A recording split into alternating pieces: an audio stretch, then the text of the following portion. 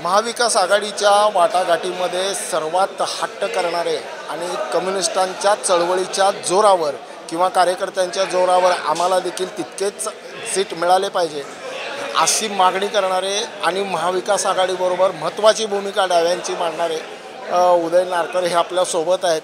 नेमकं कुठं आणि कशा पद्धतीनं चूक झाली आघाडी होण्यामध्ये? 2 जागा तरी मिळाल्या, पण सोलापूरची सीट मिळवण्यामध्ये का अपयशी ठरले याचा सगळा खुलासा आता नारकर साहेब करतील।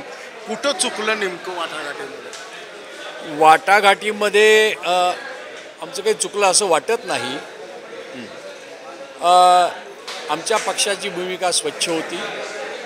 आमच्या पक्षाची भूमिका होती की लोकसभेमध्ये आम्ही आपल्याला सहकार्य केलेलं आहे, त्याची परतफेड ही विधानसभेच्या निवडणुकीमध्ये आपण करावी। ही आपली जी एक लोकशाही संकेत जो आहे तो लोकशाही संकेत हा पाळला जावा अशी आमची अपेक्षा होती। दुर्दैवानं तो लोकशाहीचा संकेत हा मोठ्या पक्षाकडून पाळला गेला नाही, ही गोष्ट दुर्दैवी आहे असं आम्ही मानतो। नाही, पण आम्हाला असंही कळतं की महाविकास आघाडीमधल्या बऱ्याच काही नेत्यांची मानसिकता अशी होती की एक सोलापूरची देखील एक सीट मास्तरांना द्यावी, पण नंतरचं राजकारण मात्र बदललं। आपली माहिती बरोबर आहे। शीर्षस्थ नेत्यांच्या पर्यंत झालेल्या ज्या चर्चा आहेत त्या चर्चांच्या मधून या जागेवरती नैतिक राजकीय अधिकार हा मार्क्सवादी कम्युनिस्ट पक्षाचा आणि अडम मास्तरांचा आहे, हे सर्वांनाच मान्य आहे। परंतु म्हणजे आमच्या पक्षाच्या उमेदवारीनंतर काँग्रेस पक्षानं उमेदवारी जाहीर केली, ती का जाहीर केली याचं उत्तर आम्हाला अजूनही मिळालेलं नाही। याला काय म्हणायचं, राजहट्ट का बालहट्ट? आणखीन काही हट्ट आहेत मराठीमध्ये, कुठले नाही ते आपल्याला माहिती मी ते नाही। कसं आहे की असं वाटतं की अगदी वरची शीर्षस्थ नेत्यांच्यापर्यंत झालेल्या चर्चांच्या मध्ये कुठेतरी कुठला तरी हट्ट हा आडवा येतो आहे असं जाणवलं। आता नेमका कोणता हट्ट आम्ही त्या सगळ्या आतल्या अंतर्गत याच्यामध्ये आम्ही नसल्यामुळे आम्हाला नारकर साहेब एक प्रश्न, परंतु कुठला तरी एक राजहट्ट असेल, बालहट्ट असेल, कुठला तरी हट्ट त्यामध्ये आडवा आला की काय अशी जनतेला शंका यायला लागली। आणि शंका आम्हाला तसे प्रश्न जनता आम्हाला विचारेल, आम्ही असं होतं की आम्हाला विचारण्यापेक्षा ज्यांच्याकडे तो हट्ट करण्यात आला त्यांना विचारलं तर आपल्याला उत्तर मिळेल त्याचं।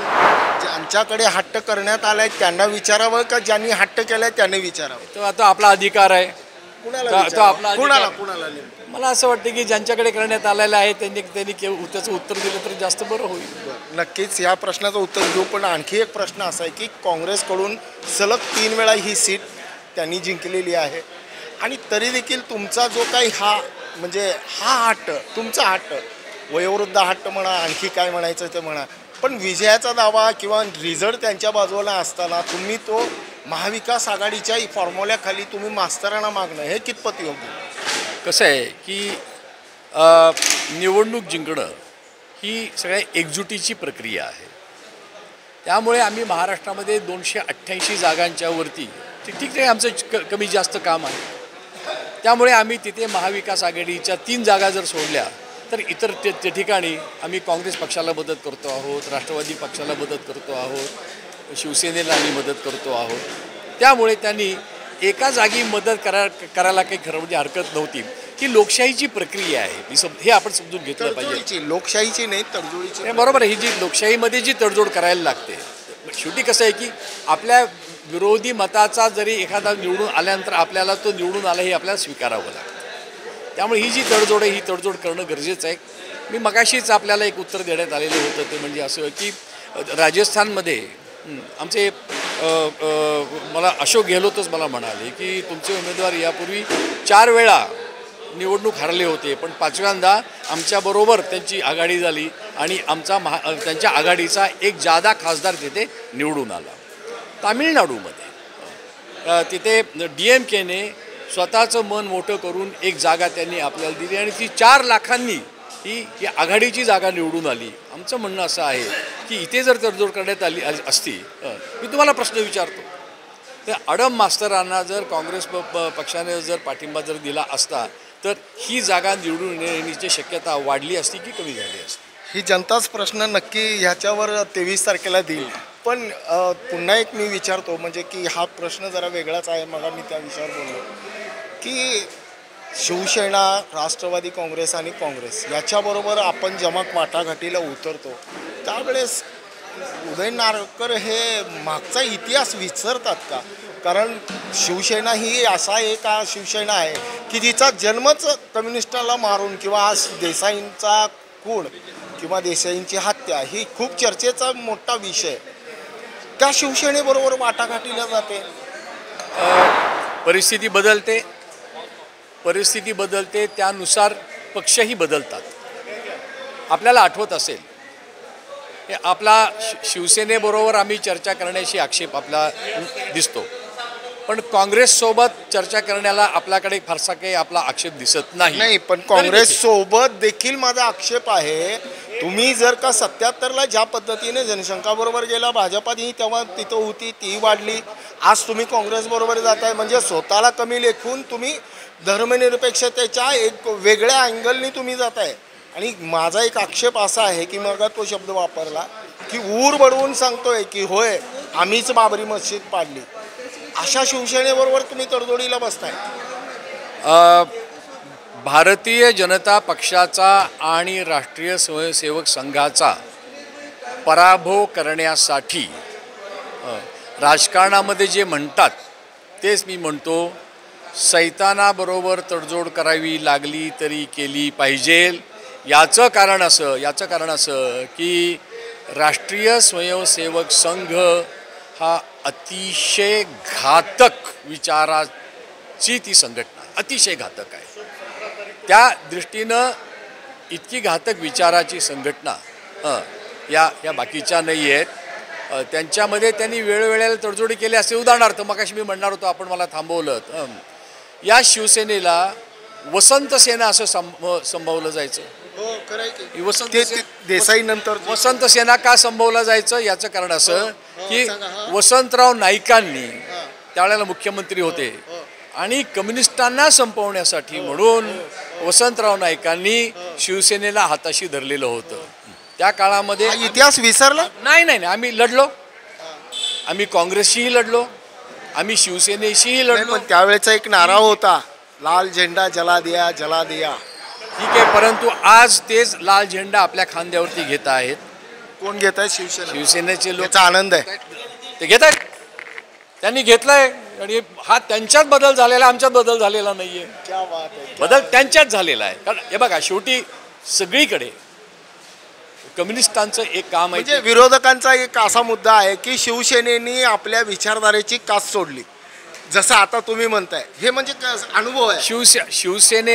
शिवसेनेला वास्तवानं बदललेल्या वास्तवानं शिवसेनेला शिकवलेलं आहे. आणि त्या आता आज मी तुम्हाला मी सांगतो, वास्तव आहे की गरज आहे? शिवसेनेची ही गरज आहे की वास्तव आहे? हां, ती वास्तवाची गरज आहे. ही वास्तवाची गरज आहे.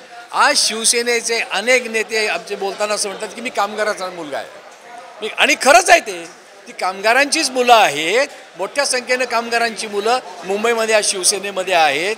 आणि ही कामगारांची मुलं जी आहेत, ही कामगारांची मुलं आपला वर्ग ओळखू लागलेली आहेत. आपला वर्गाचं हित ओळखू लागलेले आहेत. मला असं वाटतं की जी संयुक्त महाराष्ट्राच्या चळवळीची जी विचारधारा होती, ज्याच्यामध्ये प्रबोधनकार ठाकरे होते. प्रबोधनकार ठाकरे महाराष्ट्र संयुक्त महाराष्ट्राच्या चळवळीमध्ये लाल बावट्याबरोबर लढलेले होते. ती जी विचारधारा आहे, त्या विचारधारेनं कसं होतं की वाटा इकडे तिकडे अदनमधनं फुटतात, परंतु मूळ जी विचारधारा जी आहे महाराष्ट्राची, त्या विचारधारेमध्ये आम्ही एकत्र आलेले आहोत. आणि असं मला वाटतं की त्याच्यामध्ये समाधान असं आहे की शिवसेनेने लाल झेंडा घेतला. शिवसेना लाल झेंडा घेतला. त्यानंतर ते जे असं म्हणतात की आमचा जो भगवा आहे हा काही RSSचा भगवा नाही आहे. आमचा जो भगवा आहे तो शिवाजी महाराजांचा भगवा आहे. आमचा जो भगवा आहे हा संत परंपरेचा भगवा आहे. आणि तो आम्हालाही मान्य आहे. ती परंपरा आम्हाला देखील मान्य आहे. नाही, पण कम्युनिस्टावर नेहमीच भूमिका ही चार बंद खोलीमध्ये असते, पण रस्त्यावर ही उतरताना दिसत नाही असा आरोप केला जातो. पण असो, आता तुम्हाला समाधान आहे, तुम्ही जर का तडजोड केली असेल राजकीय लोकशाही पद्धतीमध्ये झालेली राजकीय तडजोड, समाधान. लोकशाही वाचवण्यासाठी हो, लोकशाही वाचवण्यासाठी संविधान वाचवण्यासाठी क्या बात आहे. हं, छान, त्या छान. त्या त्या संविधानासाठी म्हणून आम्हाला आजची ही गरज आहे. तुम्ही मगाशी जो शब्द वापरला, ही जी गरज आहे ती लोकांच्या गरजेसाठी, लोकांच्या गरजा भागवण्यासाठी आपल्याला या सगळ्या ज्या जुळण्या आहेत त्या जुळण्या आपल्याला कराव्या लागतात. आणि माझा विश्वास आहे की महाविकास आघाडीचं सरकार ज्या वेळेला पुढच्या काळामध्ये येईल त्यावेळेला लोकांच्या बाजूनं एक नवा कारभाराचा अध्याय हा इथे रचला जाईल आणि शिवाजी महाराजांच्या प्रेरणेनुसार इथे कार्य चालेल असा आमचा विश्वास आहे. क्या बात आहे. कम्युनिस्ट देखील शिवाजी महाराजांची भाषा बोलत आहेत आणि विशेष म्हणजे की बाबा मुंबईच्या देसाईंची हत्या आणि शिवसेनेचा जन्म हा खूप मोठा इतिहास आहे. आणि मग नारकर साहेबांनी म्हटल्याप्रमाणे की हा इतिहास आम्ही विसरला नाही, पण समाधानी एक आहे की शिवसेनेच्या खांद्यावर आता लाल झेंडा आहे. म्हणजे एक नारा होता जला दिया लाल झेंडा जला दिया, आज एक नारा है जिंदा है लाल झेंडा जिंदा है, वो भी शिवसेने के खंदे पे. ब्रेन न्यूज करता यासिन शेख सह मी नितीन पात्रे.